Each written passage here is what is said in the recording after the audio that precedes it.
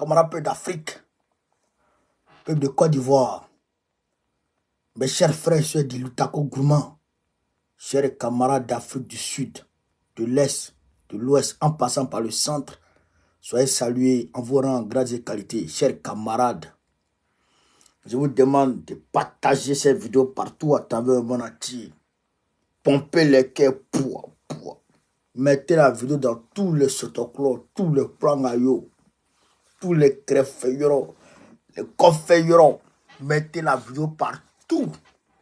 Chers camarades, quelque chose d'historique s'est passé aujourd'hui en Côte d'Ivoire. Quelque chose d'historique s'est produit aujourd'hui en Côte d'Ivoire. Je voudrais en parler avec vous. Et bien évidemment, on va bien sûr parler du Congo parce qu'il faut faire une vidéo spéciale. Aujourd'hui, là, je devrais faire une vidéo spéciale sur le Congo. Mais à Maniamé, il faut que je fasse une vidéo spéciale sur ça. Mais on va en parler.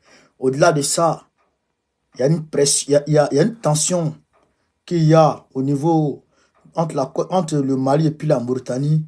On va en parler, chers camarades peu d'Afrique.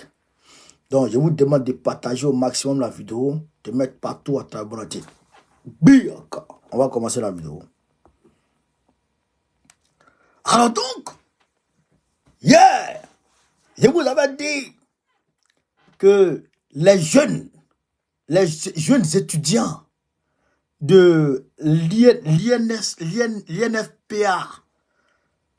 de la Côte d'Ivoire étaient sur le point de manifester. Je vous avais dit que les jeunes allaient marcher sur le plateau. Mais les gens n'ont pas cru que les jeunes étaient déterminés et qu'ils pouvaient marcher. Je vous ai dit, donc on est, lui, il éveille les consciences. Lui, il étale les faits. Lui, il oriente, il donne les orientations. Mais ce n'est pas lui qui monte sur le terrain.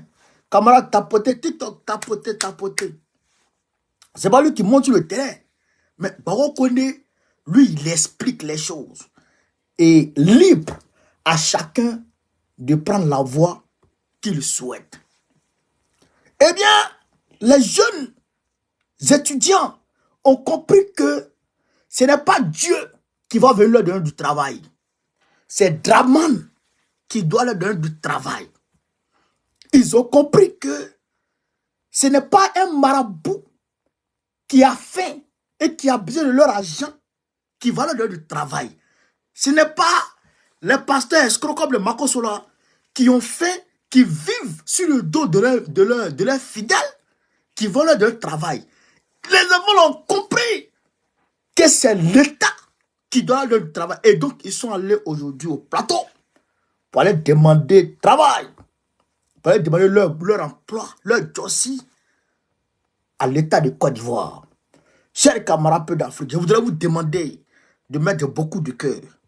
On va ici montrer de quoi il s'agit.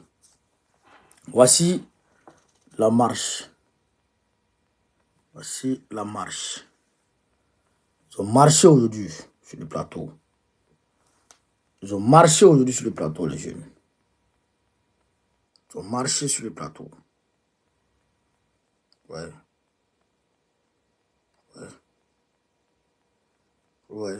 C'était nombreux, hein? Quelques centaines de personnes. C'était nombreux, hein? Ouais. C'est au plateau, hein? Voilà. C'est au plateau. Ils ont marché, les jeunes là. Ils ont marché. Et qu'est-ce qu'ils disaient? Je vais vous montrer quelque chose d'autre. Vas-y. Ils sont au niveau de la caisse table. Vas-y. Partagez la vidéo. Partagez la vidéo, max, dans tous les groupes. On bénit Solo.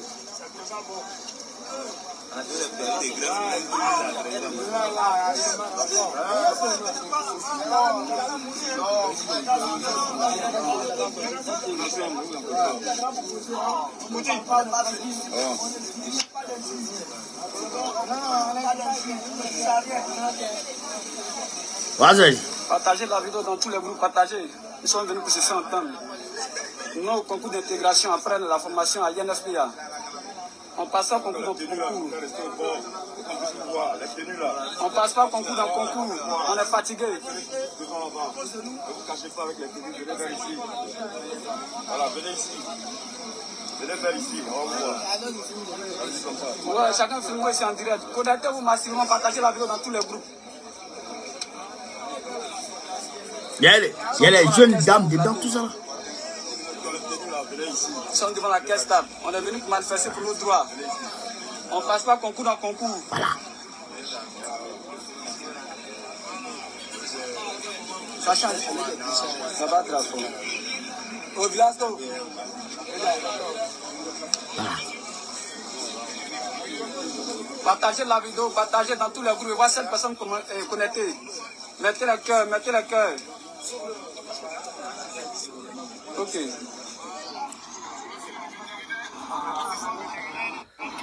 Voilà. Donc, camarades d'Afrique, vous avez vu les jeunes. Ils ont marché sur le plateau. Ils ont marché pour revendiquer leurs droits.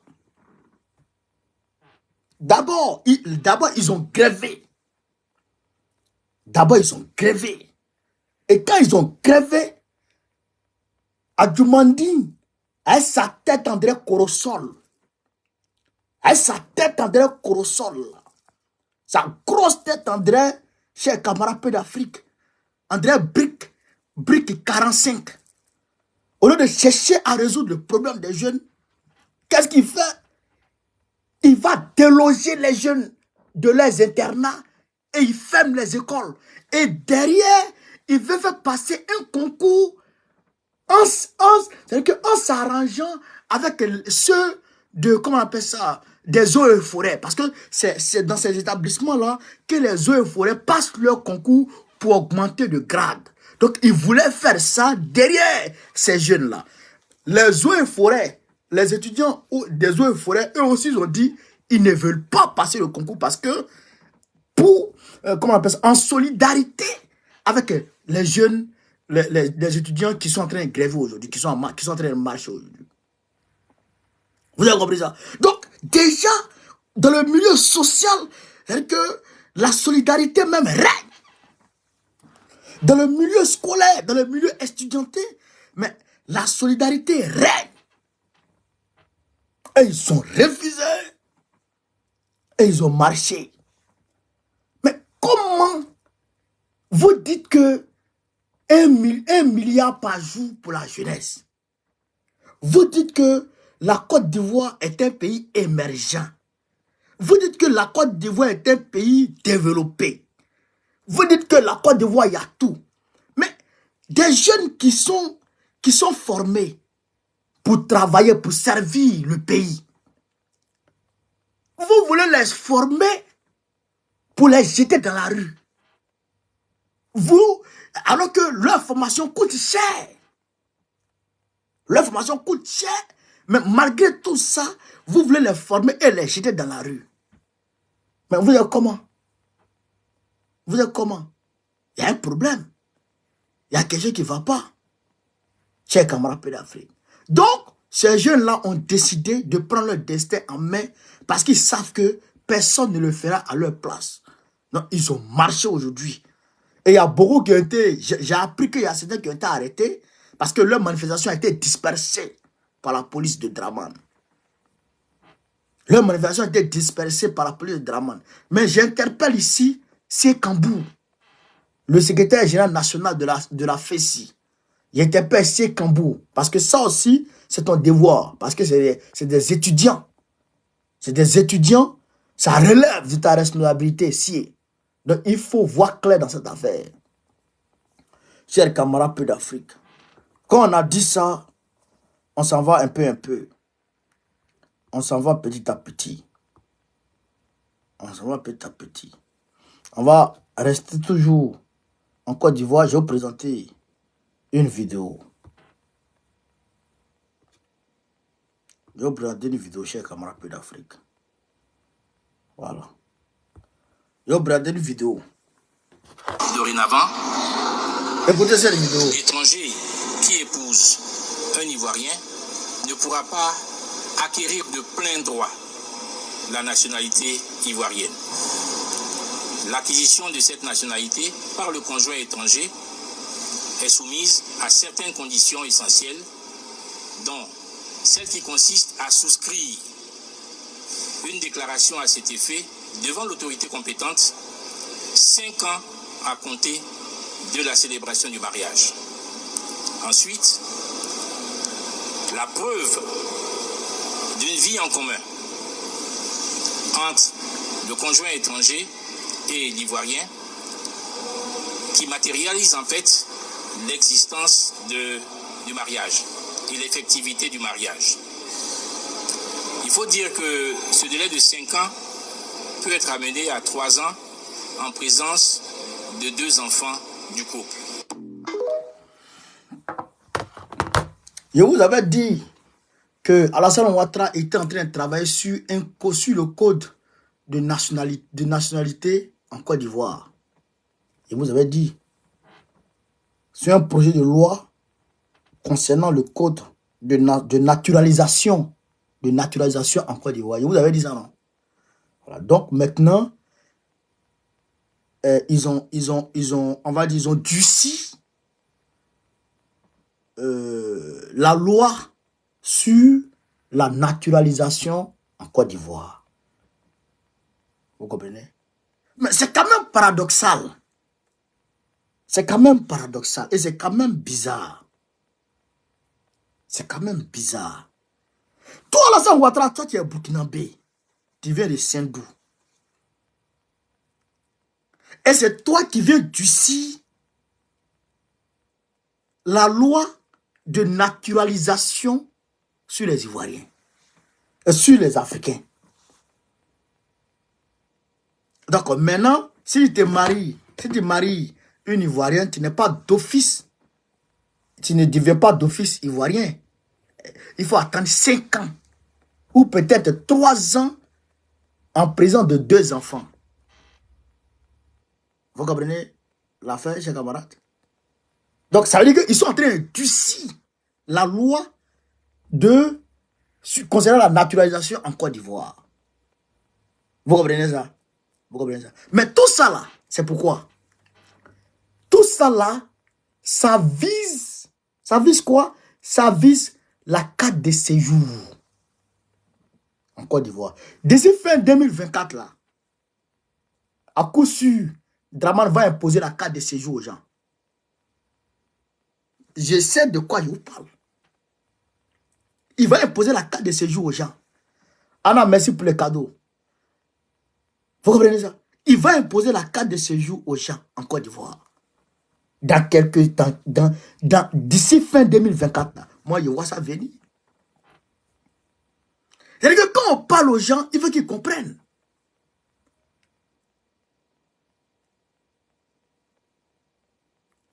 Vous comprenez ça? Mais toi tu es burkinabé. Dramane, toi tu es burkinabé. Ton frère burkinabé. Comment il s'appelle? Bitogo est burkinabé. Kadia Kamara est guinéenne. C'est vous qui êtes remplis dans le gouvernement là. Et c'est vous qui durcissez les lois d'intégration en Côte d'Ivoire. Ben, c'est bizarre. Hein? L'hôpital qui se fout de la charité. C'est bizarre, chers camarades Pays d'Afrique. Est-ce que vous comprenez ce que je veux dire? C'est bizarre. Mais on ne va pas vous laisser faire ça. On va pas vous laisser arriver au cadre de séjour. Ben, si vous arrivez au cadre de séjour, ben, il y a un problème.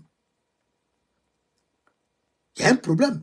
Parce qu'on ne peut pas accepter qu'en Afrique, il y ait cadre de séjour entre nos frères de la CEDEAO. D'ailleurs, parce que déjà, hors CEDEAO, il a déjà établi la carte de séjour hors CEDEAO. Maintenant, C'est à l'intérieur de la CEDEAO maintenant, il va établir la carte de séjour parce que le monsieur Draman, il a un coût de liquidité, il n'a plus l'argent. Crédit est trop sur sa tête. Il n'arrive plus à s'en sortir. Donc il cherche l'argent par tous les moyens. C'est pourquoi il va arracher le terrain des gens, aux gens, pour vendre ça aux investisseurs, aux bailleurs de fonds, pour pouvoir payer crédit. Mais, carte de séjour des frais de la CEDEAO, là, ça va chauffer sur toi. Ben, on ne va pas accepter. On ne va pas accepter ça. Camarades peu d'Afrique, on poursuit. On poursuit notre direct. On poursuit notre direct, chers camarades. On poursuit notre direct. Là, je voudrais ici répondre de façon succincte au Waworo français. Je crois que c'est un général français qui a attaqué, qui a dit qu'ils vont aller en Afrique pour aller défendre leurs intérêts. Voilà, donc je vais répondre à ce gars-là. Mais on va écouter ici déjà la vidéo pour que chacun puisse comprendre de quoi c'est. Ben, j'ai réfléchi. Et l'Europe devront intervenir militairement en Afrique dans les 10 prochaines années. Déclaration choc signée de l'ex-chef d'état-major des armées françaises au micro de nos confrères du Figaro. Un continent entier qui est en train de s'enfoncer dans la destruction des appareils de gouvernement et des États, s'enfonce dans une forme de chaos, de guerre civile dans beaucoup de pays et de plus en plus de pays. En plus, un continent qui va connaître une explosion démographique comme aucun continent n'en a jamais connu. Et donc imaginez que ça se passe là, dans les 10-20 ans qui viennent. Je pense que cet intérêt commun-là devrait un jour faire que l'Europe se décidera à agir comme une entité politique qui ira défendre elle-même ses intérêts, voilà, y compris par le moyen de l'engagement de ses armées. Défendre les intérêts de la France et de l'Europe. Voilà. Donc, vous avez entendu, le gars il dit, l'Afrique va connaître une explosion démographique. On se voit petit à petit, un cher camarade peu d'Afrique. Une explosion démographique que comme aucun autre continent n'a connu. Bon, déjà, un ancien chef d'état-major qui parle comme ça. Bon, il est méconnaissant de l'histoire. Quelle histoire même? De la démographie mondiale. De la démographie mondiale. La Chine fait 1,6 milliard. La Chine continentale. 1,6 milliard. L'Afrique fait 3 fois la Chine. La superficie de la Chine. La superficie de l'Afrique fait 3 fois la superficie de la Chine. Est-ce que vous comprenez ça? L'Inde fait, on va dire, 1,3 à 1,4 milliard de personnes. L'Afrique n'a même pas encore 1 milliard. L'Afrique, si l'Afrique a trop, c'est 1,2 milliard, 1,3 milliard. Alors que l'Afrique, donc l'Inde et puis la Chine réunis, en termes démographiques, ça fait près de 3 milliards de personnes, 3 milliards d'habitants. Les deux continents, les deux pays réunis, la Chine continentale et puis l'Inde. Parce que l'Inde, là, c'est une fédération. Donc, l'Inde et puis l'Afrique, l'Inde et puis la Chine, ça fait environ 3 milliards de personnes. Alors que l'Afrique, le continent africain, est plus grand que que la Chine et l'Inde réunis en termes de superficie. Donc, eux, ils n'ont pas encore explosé leur démographie. C'est l'Afrique qui va exploser la démographie. Mais le monsieur, il est bête. Il est bête. La République centrafricaine fait au moins 2 à 3 fois la France. La République centrafricaine fait au moins 2 à 3 fois la France. Les Français sont environ 67 millions de personnes. La République centrafricaine fait 5 millions d'habitants. Est-ce qu'il y a problème de démographie en Afrique? Je répète, la France, la République centrafricaine en termes de superficie fait environ 2 à 3 fois la France. Alors que la France, il y a près de 70 millions de personnes en France, sur ce petit territoire. Alors que la République centrafricaine fait 5 millions de personnes pour une superficie de plus de 600 000 km². Est-ce qu'il y a explosion démographique? Le Mali fait au moins 4 à 5 fois, non, c'est 4 à 5 fois, près de 5 à 6 fois la France, le Mali. Alors que les Français sont près de 70 millions d'habitants. Au Mali, il y a un peu plus de 25 millions d'habitants. Est-ce qu'il y a problème démographique en Afrique? Au Niger, c'est pareil. Au Niger, ça fait près de 4 à 5 fois la France. Hein? En termes démographiques, le Niger, c'est autour de 22 millions d'habitants. Est-ce qu'il y a problème démographique en Afrique? Non. La Côte d'Ivoire, ça fait 322 462 km². La Côte d'Ivoire, on est à peu près 30 millions d'habitants. Est-ce qu'il y a problème démographique en Côte d'Ivoire? Non, il n'y a pas de problème démographique chez nous. Monsieur l'ancien chef d'état-major, il faut aller remettre ton logiciel à jour. Il n'y a pas de problème démographique en Afrique. Voilà. Au-delà de ça, il a dit quoi? Il a dit non, que la France, l'Afrique est en train de casser l'architecture démocratique. L'Afrique met en mal ses propres dirigeants et tout. Donc, il faille que les Français et les Européens aillent défendre leurs intérêts. Donc, vos intérêts là, c'est les dirigeants que les Africains ont tendance à démettre, ou bien c'est vos entreprises qui sont là-bas. La question doit être posée. Parce que si on prend, chers camarades d'Afrique, de façon superficielle, quand on prend de façon superficielle, les entreprises françaises aujourd'hui en Afrique sont protégées par qui? Par les forces de l'ordre africaines. Par les forces de l'ordre africaines. On prend le cas du Sénégal. Quand il y a eu les échauffourées au Sénégal entre Macky Sall et les patriotes sénégalais, qu'est-ce qui s'est passé, chers camarades d'Afrique? Les Sénégalais se sont attaqués au commerce comme Auchan, aux stations comme Total. Bon, vous dites que des intérêts français. Mais on n'a pas vu de militaires français là-bas en train de chasser la foule parce qu'elle n'a pas le droit de le faire. On est d'accord. On est d'accord. On ne peut pas quand même voir des militaires français sortis pour chasser des manifestants en train de manifester librement dans leur rue.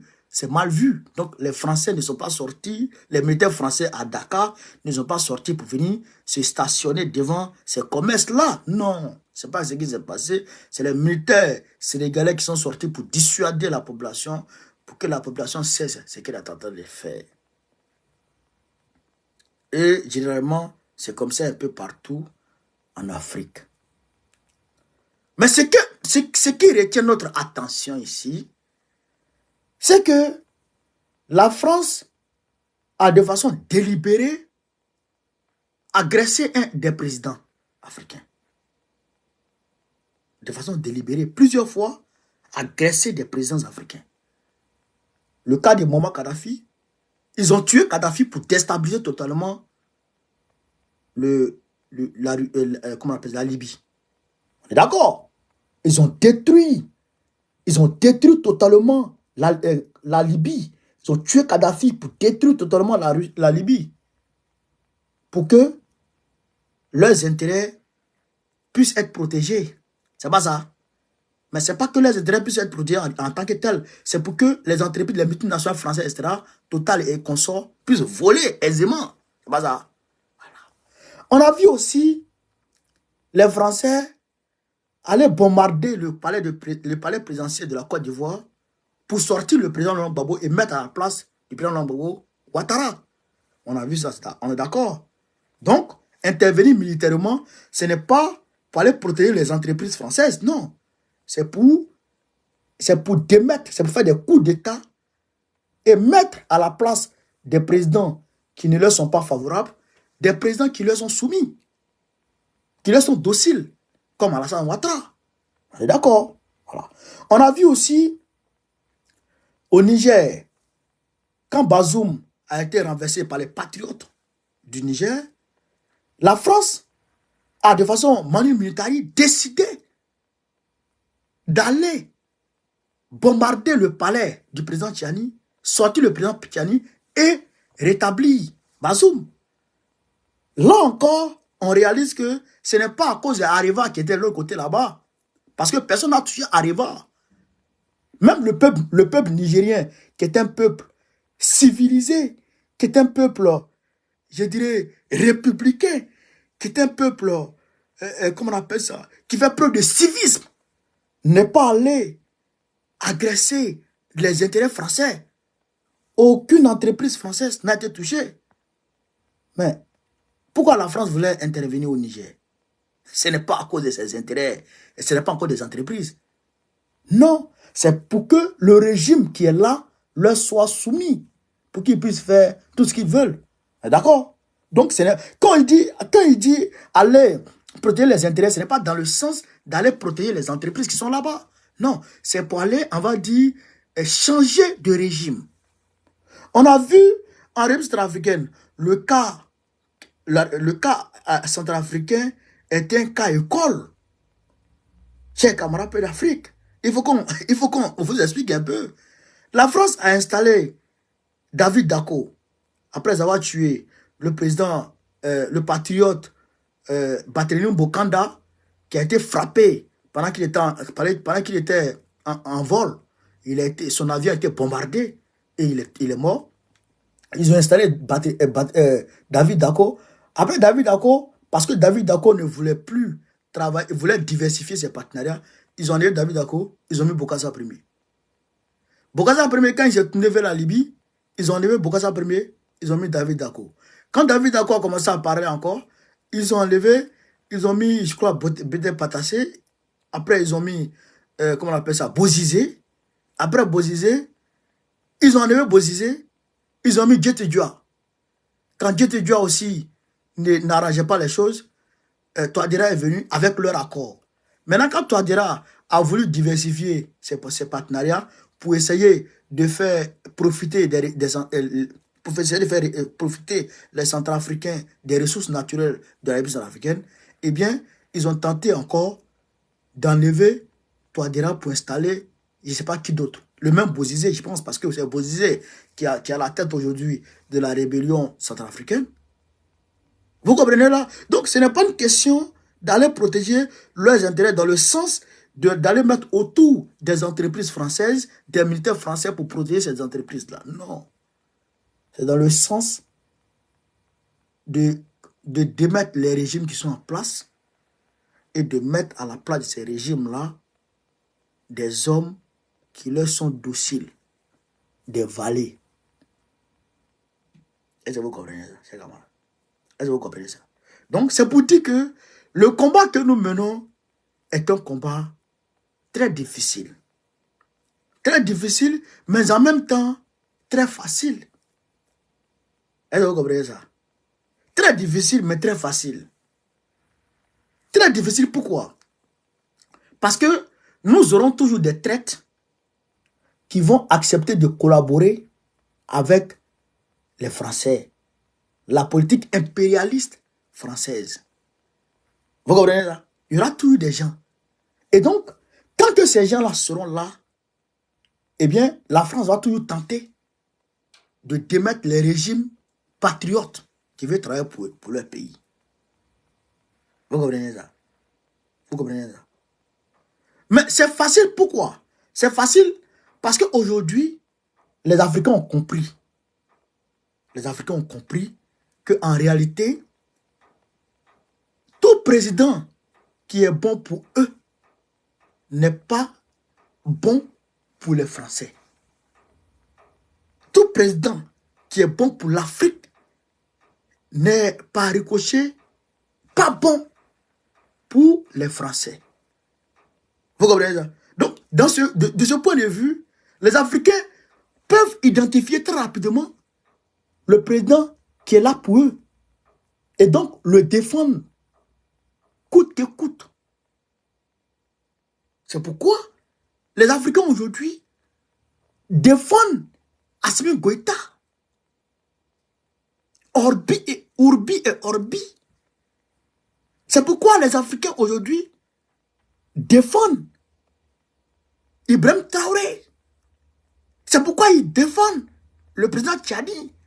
C'est pourquoi ils défendent le président Touadéra.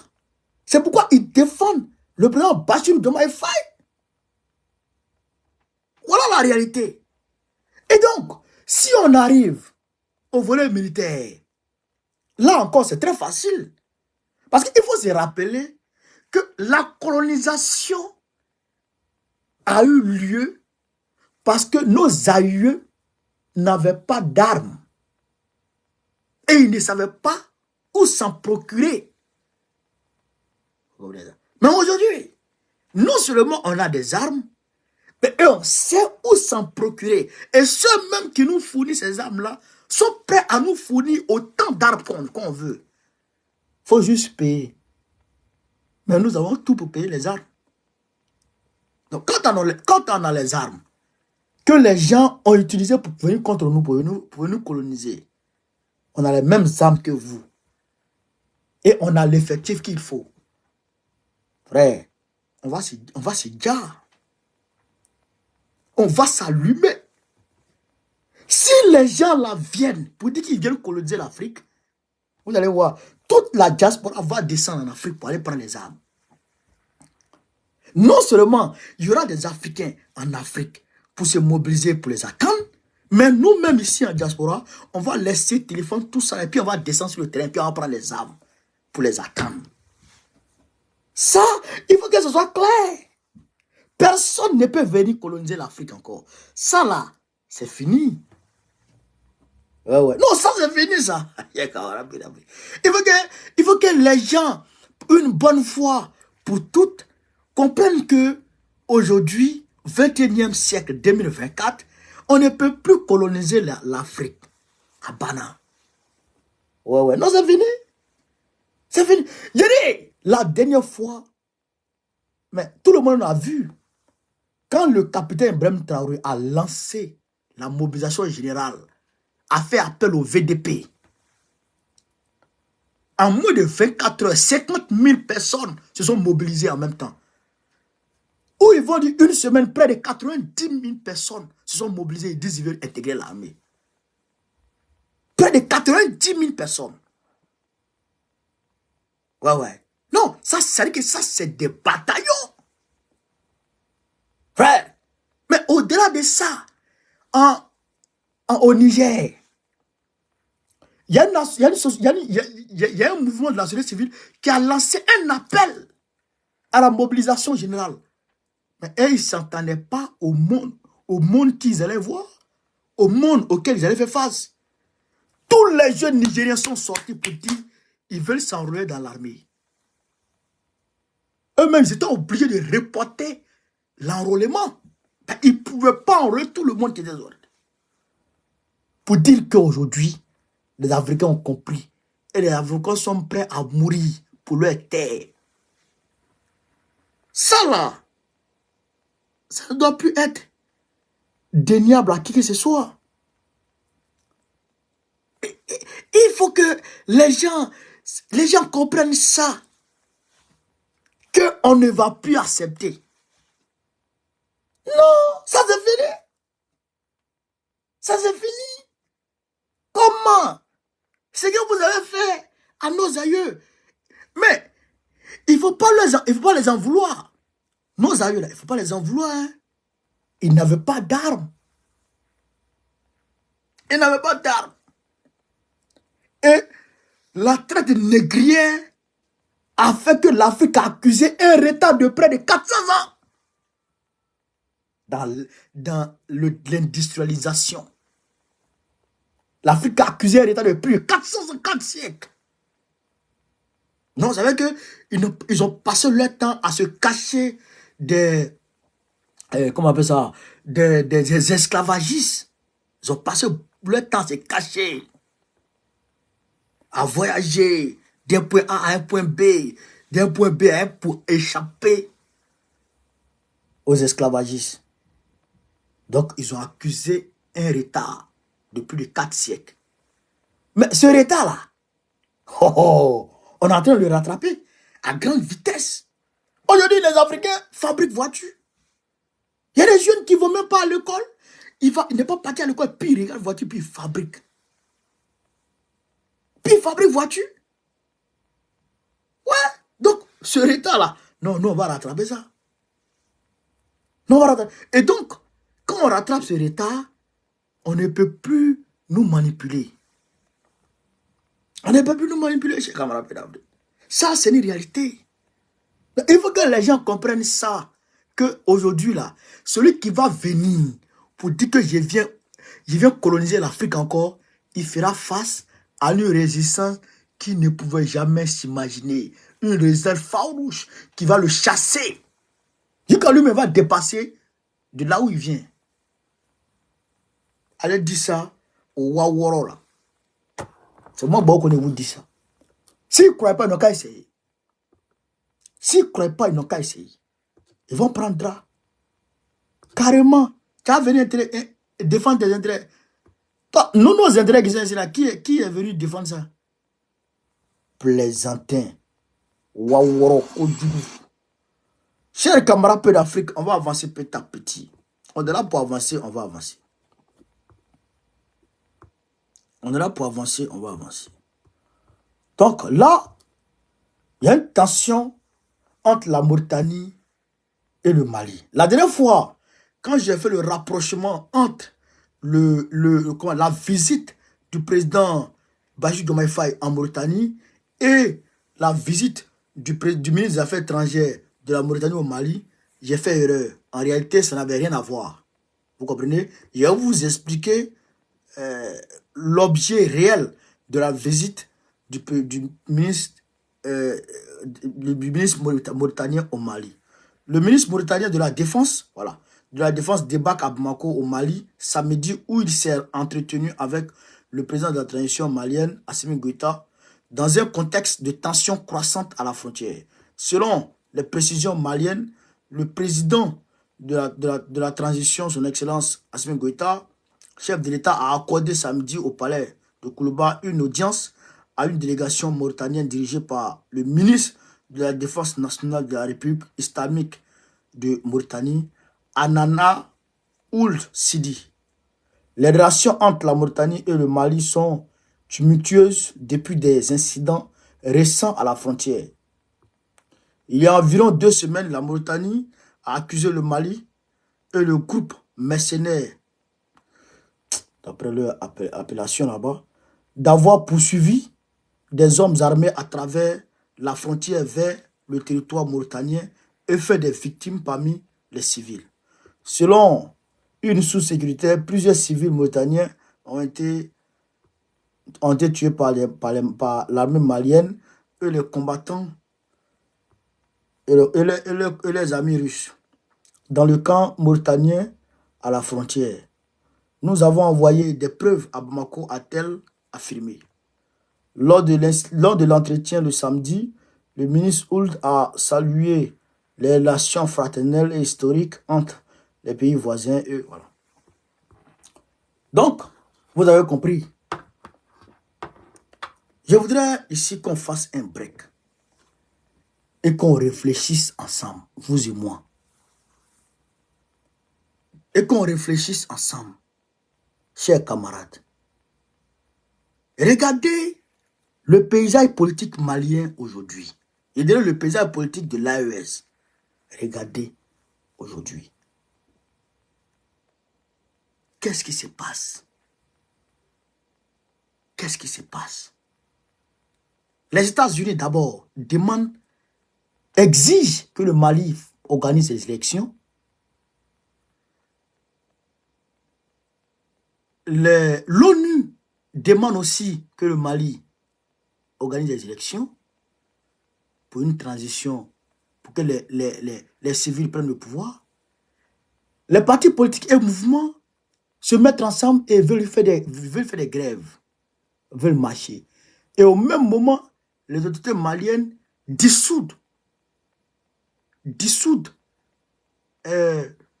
plusieurs mouvements de la société civile. Vous comprenez ça? Même le mouvement des étudiants n'a pas épargné. Et je vous ai dit, la dernière fois, il y a, comment il s'appelle, le gars là, le politicien Waworo là, lui, il voulait venir en France. il a été interdit de voyager par les autorités maliennes. Il y a plusieurs choses qui se mélangent en même temps.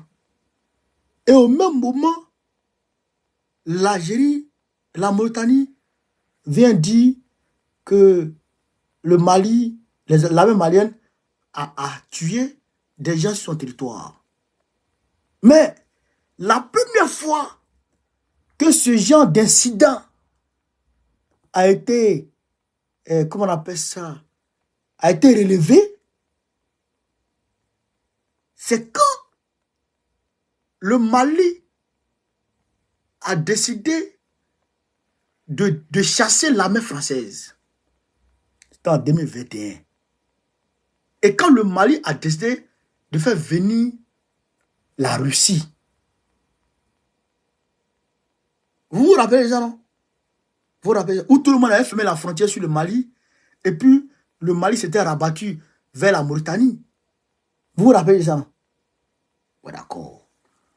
J'ai dit que le combat du Mali, le combat de l'AES n'avait pas encore commencé. Bon, c'est maintenant, on n'est même pas encore à la fin du commencement. On n'est même pas à la fin du commencement. On est au début du commencement du combat réel de l'AES. Frère, c'est un combat titanesque. Ceux qui peuvent, les 1 giga là, mettez-vous de côté. Parce que dans un premier temps, il faut que les Africains et les Ivoiriens et les peuples de l'AES aient la ferme conviction que leurs leaders là sont vrais. Dans un premier temps, il faut te convaincre toi-même. Il faut faire un travail pour te convaincre, pour dire que Assimi, Ibrahim, Tiani sont des vrais gars. Ils travaillent pour le peuple dans un premier temps. Deuxièmement, il faut être d'accord avec tous ceux qui vont entreprendre. Ça là, il faut que toi-même tu fasses un travail sur toi. Ouais. Il faut que toi-même tu te dises, tout ce que ceux-là vont faire, là, tous les actes qu'ils vont poser, c'est dans l'intérêt des peuples. Ça peut sembler, dans un premier temps, à vue d'œil, un peu gauche ou droite. Mais dans le fond, c'est la réalité. Quand la France a décidé, avec Jean-Yves Le Drian et Macron, le petit baveux, d'isoler le Mali, et que la CEDEAO s'était exécutée, et que le Mali s'était rabattu vers la Mauritanie, il y a eu ce même incident qui a été relevé. Ils ont dit que le Mali avait tué des gens, des Mauritaniens. Aujourd'hui, où Jean-Yves Le Drian est dans le Sahel, où il est en train de payer tous les mouvements pour essayer de traverser Assimi Goïta et pour pousser Assimi Goïta à aller aux élections, malgré les tensions qu'il y a encore au Mali, malgré la guerre qu'il y a encore au Mali. C'est à ce moment-là qu'on nous dit que l'armée malienne est rentrée en territoire mauritanien pour aller tuer des Mauritaniens. Aïe. Et ils disent qu'ils ont des preuves. Aïe. Chers camarades, l'armée malienne que moi je connais, l'armée malienne est trop professionnelle pour ça. L'armée malienne est trop professionnelle pour ça. Mais pourquoi l'Algérie n'a pas dit? Pourquoi la Côte d'Ivoire ne dit pas? Pourquoi le Sénégal ne dit pas ça? Pourquoi la Guinée ne dit pas ça? Et d'ailleurs, le Niger, avec lequel le Mali avait des tensions, quand sous le régime de Bazoum, qui passait tout son temps à tirer à boulet rouge sur Assimi Goïta, pourquoi tout ça ne s'est pas passé? Et c'est maintenant que ça se passe. Nous demandons au régime, je dirais raciste, mauritanien, de se tranquilliser. Nous demandons au régime, je répète, raciste, mauritanien, de se calmer. Le Mali et l'AES représentent la prunelle de nos yeux. Il faut vous tranquilliser. Ceux qui vous envoient là, il faut leur dire que vous avez en face de vous des hommes et des femmes prêts à tout pour protéger leur dignité et leur souveraineté. Et que ces personnes-là ne céderont pas facilement à vos chantages. On avait le Mali, c'est Assimi Goïta, c'est la même malienne qui va se lever pour aller tuer les gens sur ton territoire. Ils sont fous. Ils sont fous. Mais la même chose se fait au Burkina Faso. C'est parce que souvent même, je pense que c'est une chose. Ils vont dire, non, le Mali, l'armée burkinabé a porté, l'armée burkinabé est allée tuer son peuple. C'est quoi ça? L'armée burkinabé est allée tirer sur un village pour tuer tout le monde. C'est quoi ça? C'est quoi ça? Mais Ibé a dit, il y a ce qu'on appelle la perfidie dans le milieu militaire. Et que les gars peuvent s'habiller en tenue militaire burkinabé et aller commettre les exactions pour imputer ça à l'armée burkinabé. Mais qu'est-ce qui prouve que ce n'est pas la même chose qui s'est produite là-bas, en Mauritanie? Qu'est-ce qui prouve que ce n'est pas la même chose? L'armée malienne n'est pas comme ça. Elle est professionnelle. Elle ne se comporte pas comme ça. Elle ne va pas sur les territoires non autorisés pour aller faire des choses. Si c'était le cas, là, il y a longtemps, l'armée malienne était rentrée au Niger, sous Bazoum. Parce que la Croix-Rouge même, d'après certains témoignages, la Croix-Rouge prenait les terroristes pour aller les soigner là-bas, à Niamey. Oui. L'armée malienne ne les a jamais poursuivis. Quand elle arrive à sa frontière, elle stoppe. En 2022, si ma mémoire est bonne, ils ont fait la même chose entre le Tchad et puis la République centrafricaine. Ils ont dit que les Centrafricains sont allés sur avec les Russes. Que les Russes et les Centrafricains, l'armée centrafricaine et puis les Russes sont rentrés sur le territoire tchadien pour aller frapper les rebelles là-bas, de Bozizé. Et la France a demandé à Déby Kaka d'attaquer la République centrafricaine. Mais grâce à la sagesse croissante de Fossé Touadéra, on a pu éviter ça. Parce qu'on sait l'objectif recherché derrière. On sait l'objectif qui est recherché derrière. Vous comprenez ça? Donc, il faut que le régime algérien se tranquillise. Il faut vous tranquilliser. Parce que nous, on est prêts. Nous, on est prêts. Non, ça, j'ai dit à tout le monde, nous, on est prêts. Ah non, non, ça ne m'amuse pas. L'AES, là. Non, ça ne m'amuse pas, ça. L'AES, la République africaine. Le Sénégal. Non, ça, c'est nos acquis, ça. Ça, c'est nos acquis, ça. On ne s'amuse pas, ça. Hein? Voilà. C'est pourquoi le Waworo, l'ancien chef d'état-major français, là, dit qu'ils vont envoyer leurs armées pour aller nous faire truc. Vous ne pouvez rien faire. Vous ne pouvez rien faire. On va se laisser dans le pays, là. Chers camarades d'Afrique, je vous demande de faire le maximum de partage. Quand on a dit ça, on s'envole pour la RDC. On s'envole pour la RDC. Après, on va dire 2 mots au Togo. Voilà. Partagez au maximum la vidéo, chers camarades d'Afrique. Partagez au maximum. Là, on a à peu près 1000 personnes. Il est minuit 30 à Paris. Partagez, continuez à pomper les cœurs. On dit ici, 5 groupes armés en Ituri s'engagent à cesser les hostilités en présence de Bemba. Donc, 5 groupes armés se sont engagés à mettre fin aux hostilités en Ituri, dans le nord-est du pays, en présence du vice-président, ministre de la Défense Jean-Pierre Bemba. Vice-premier ministre, top moi, vice-premier ministre. Pour marquer leur décision, ces groupes armés ont signé un acte de désengagement pour une cessation immédiate des hostilités à Bunia et en présence du premier. Cette initiative, voilà, c'est Codeco, FRPI, FPIC, Autodéfense, Mampi. Voilà, voici les 5 groupes.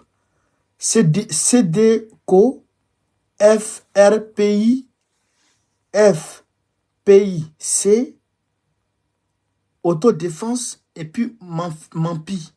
1, 2, 3, 4, 5. Voilà. Voici les groupes qui ont déposé les armes aujourd'hui, hier ou aujourd'hui devant. Mais aujourd'hui, hier aujourd'hui, Goma est presque sous contrôle du M23. Les groupes là, ça c'est les groupes ça c'est des dérivés. Ça c'est des dérivés du M23 en réalité. Bon, comme comment ça s'appelle, Tshisekedi est bête. Tshisekedi que vous voyez là. Non, il n'est pas bête. Il sait pourquoi il est là. Il sait pourquoi il est là. Et il joue bien son jeu. Mais tu ne peux pas nous avoir, nous là, nous les personnes averties, tu ne peux pas nous avoir. Tu es un vulgaire populiste, hypocrite. Nous là, tu ne peux pas nous avoir. Tu sais ce qu'il dit. En réalité, c'est le M23 la principale menace. Le M23, c'est lui qui fait rage dans le pays. Et donc, quand on veut discuter, le M23 crée des mouvements. Et ces mouvements vont s'asseoir à la table pour discuter avec toi. Et donc, tu fais un semblant de discussion devant ton peuple. Alors qu'en réalité, derrière, le M23 continue les exactions. Aujourd'hui, à Goma, hier aujourd'hui à Goma, il y a eu des massacres. Des massacres. Mais on ne négocie pas avec ces gens-là. On ne négocie pas avec ces gens-là. On les frappe. On les traque. D'après Poutine, même dans les chiottes, on va les chercher. Et on les envoie vers Dieu qui va les juger. Frère, Congolais, Congolaises, je le redis encore. Tshisekedi là, Tshisekedi c'est le premier ennemi du peuple congolais. Le premier ennemi du peuple congolais, c'est Tshisekedi. Pendant la CAN, vous avez vu le brouhaha qu'il y a eu. Le vacarme qu'il y a eu pendant la CAN, où on faisait comme ça. Ça en est où aujourd'hui? J'ai dit à l'époque, j'ai dit c'est bien beau ce qui se passe là. Mais j'ai dit dans quelques jours, dans quelques mois, tout ça va disparaître. Parce que Tshisekedi c'est un homme de buzz. C'est un homme de buzz. Il fait le buzz. Et il avance de buzz en buzz. Ben, il connaît la mentalité du peuple congolais. C'est ça, c'est ce qu'il dit. C'est un homme de buzz. Le président Tchani, il a regardé la situation. Les Américains étant tassés dans le nord, vers Agadez. Il dit, il va faire venir les Russes. Et les Américains disent, non, les Russes ne viennent pas. Il dit, ah bon? Il dit, ouais. Il a signé son contrat avec les Russes. Son contrat d'armement. Il a appelé Poutine pour confirmer. Il envoie une délégation là-bas. Et Papi Joe, avec son cerveau rouillé, envoie une petite dévergondée, insolente, mal éduquée, mal élevée, pour lui manquer de respect au président Tchani. Il a renvoyé ça déjà. Et il dit, bon, vos armées là, vont vous suivre. Frère, quand il a dit l'armée s'en va, les Américains disent on va discuter. Il a envoyé ses gars pour aller assiéger la position de l'armée américaine. C'est bon qu'on qui vous dit ça. L'armée nigérienne a assiégé l'armée américaine. Celui qui bouge en m'a doutré. Lui qui bouge, on le met à terre. Comme ce que les Maliens ont fait aux Français là. Où ils ont envoyé des détachements des militaires maliens pour surveiller les mouvements des Français. C'est ce que Tchani a fait. Dans le silence. Je ne vous ai pas dit que les Américains, c'est des jouisseurs, des vulgaires peureux, des haut-parleurs, des d'abachis seulement, des oba-oba. Je ne vous ai pas dit que Haïdine les a frappés en 94-95. Je ne vous ai pas dit ça. Botter le cul. Je ne vous ai pas dit que les Vietnamiens les ont frappés. Et quand le président Nixon a été obligé de décrocher le dollar sur l'or pour devenir pétrodollar, et puis lui-même il a été chassé par le Congrès américain. Je ne vous ai pas dit ça. Et aujourd'hui, le président Tchani a montré l'illustration parfaite. Chasser les Waworo. Et les Russes sont arrivés. Et ils sont en train de partir petit à petit. Et il ne peut rien se passer. C'est ce qui se passe au Congo. Les Américains sont les pourvoyeurs des terreaux. C'est eux. Les Américains, c'est eux. Le M23, là, c'est eux. Les Américains, c'est leurs éléments. Les Américains puis les Anglais, c'est leurs éléments, les M23. C'est leurs amis, les M23. C'est ça qui est la vérité. Et qui c'est qu'elle dit? Au lieu d'aller chercher, lui, ses propres amis, mais il va faire amitié avec les amis des M23. Bon, comment l'ami des M23 peut être toi ton ami? Et puis tu vas t'en sortir. Comment? On n'est pas obligé d'aller à l'école pour comprendre ça. L'ami de mon ami est mon ami. Madou et puis Breman sont amis. Solo devient ami de Madou. Automatiquement, il va devenir ami de Breman. Facile. Alors que ce qu'il dit, il joue que par les Américains. Alors que quand tu es ami avec les Américains, tu ne peux pas être ami avec les Russes. Là, ça ne marche pas.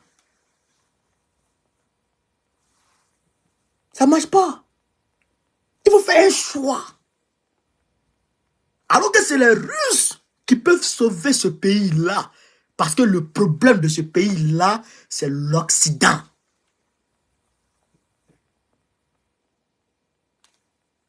C'est ça qui est la vérité. C'est ça qui est la vérité.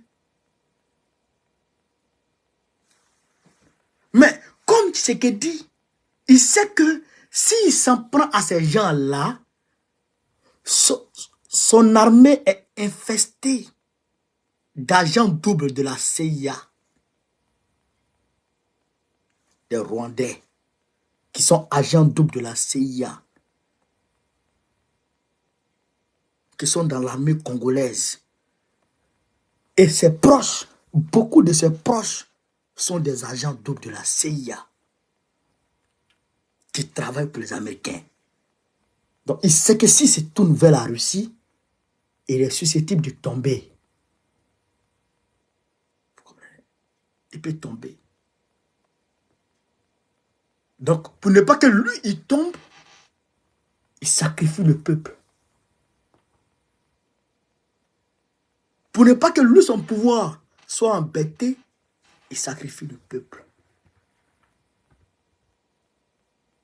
Vous comprenez ça? Mais si le peuple congolais n'est pas sorti dans son sillon dans lequel il s'est engouffré, c'est-à-dire le tribalisme, s'il ne sort pas du tribalisme, il ne va pas s'en sortir. Nous, en Côte d'Ivoire, c'est vrai, on est divisé. On est divisé. Mais la marche du 13, là, on a réuni tous les partis de l'opposition. Et on allait marcher. Aujourd'hui, nous, on peut dire qu'on n'a pas besoin forcément de quelqu'un. Mais pour aller plus loin, il faut s'entourer de personnes. Il faut faire des compromis pour avancer. Est-ce que le président Gbagbo nous a montré comme chemin? Il a fait amitié, pas formelle, mais amitié fraternelle avec tous les partis de l'opposition. Et ceux qui sont de l'opposition significative, pas l'opposition qui est affiliée au parti au pouvoir, mais l'opposition qui veut un changement. Et on avance ensemble. Je pense que c'est ce que le peuple congolais devrait faire. Vos leaders, là, beaucoup d'entre eux sont des vendus. Il faut une rétrospection pour que le peuple congolais lui-même, il puisse créer sa voie à suivre. Pour ensuite construire un chemin politique réel pour faire partie de tous ces vauriens-là. Voilà la vérité, chers camarades d'Afrique. Voilà la vérité. Et donc, c'est ce que je voulais vous dire. Au Togo, la loi est passée. La loi de Faure Gnassingbé est passée. Où maintenant, c'est les députés qui doivent élire le président de la République. La loi est passée.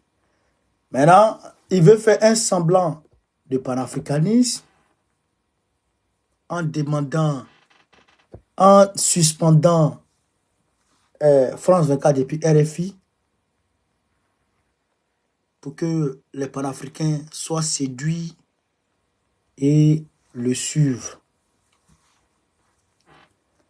Mais nous ne sommes pas des moutons forts. Moi en particulier, je ne suis pas un mouton. Pourquoi tu as peur de la décision populaire? Pourquoi? Qu'est-ce qui fait que toi, tu as peur de demander au peuple, est-ce que vous voulez de moi?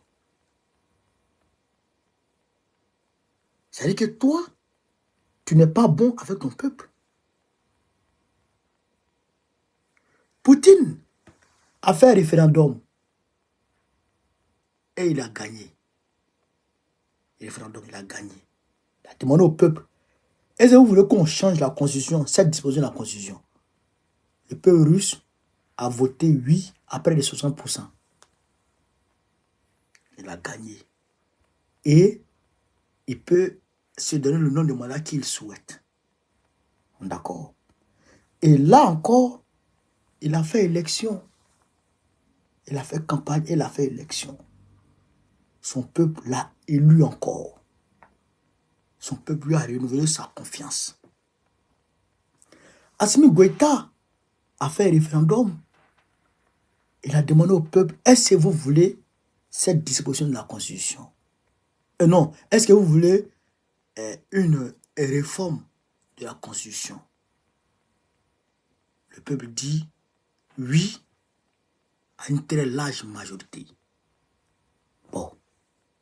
Pourquoi toi, tu ne veux pas demander au peuple si oui ou non il veut changer la Constitution? Pourquoi tu ne demandes pas au peuple? C'est que tu as peur de la réponse que le peuple va te donner. Et ce qui t'amène à demander à tes députés corrompus de prendre cette loi. Et comme les médias en parlent, tu vas suspendre Femme 4 et RFI. Ce n'est pas sur des bases, on va dire, électoralistes, que le Mali, le Burkina Faso, le Niger ont suspendu ces médias-là. Non, c'est parce que ces médias-là détournaient la vérité, mentaient, étaient au service des terreaux par rapport au régime qui était en place. Mais toi, ce n'est pas le cas. Toi, tu te comportes comme Ali Bongo. Tu te comportes comme Ali Bongo. Mais si tu ne fais pas attention, tu vas subir un coup d'état et on va applaudir. Fort. Si tu ne fais pas attention, tu vas subir un coup d'état et on va applaudir.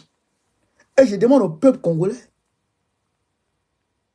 de se mobiliser, togolais, de se mobiliser contre toi et de te chasser. Parce que tu es un dictateur, un criminel, un tueur à gage. Toi, fort.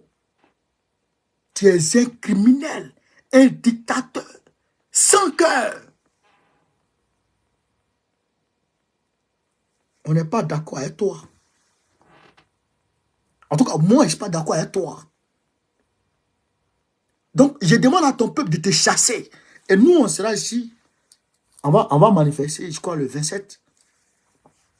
Je serai dans les rues encore, avec les Togolais, contre toi. Le peuple de Togo ne peut pas parler, ne peut pas respirer, il ne peut pas manger, il ne peut pas travailler. Un groupuscule de personnes qui vivent au détriment de la majorité. Ah bon? C'est comme ça. On va se voir. On va se voir. Chers camarades peu d'Afrique, je voudrais vous dire merci de m'avoir suivi aujourd'hui encore. Je voudrais vous saluer. Voilà, je voudrais vous saluer et vous dire que le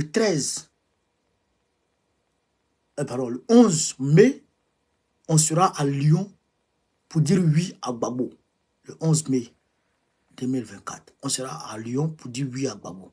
Donc, j'attends tous les Lyonnais. Tous les Lyonnais, mobilisez-vous comme un seul homme. Mobilisez-vous comme un seul homme.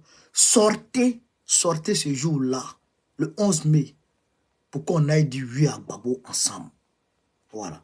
Donc, sur ce, vive l'Afrique libre, vive le panafricanisme, vive tous les présidents panafricains, Gbagbo président de Côte d'Ivoire en 2025, Inch'Allah. On est ensemble, les gars. Merci.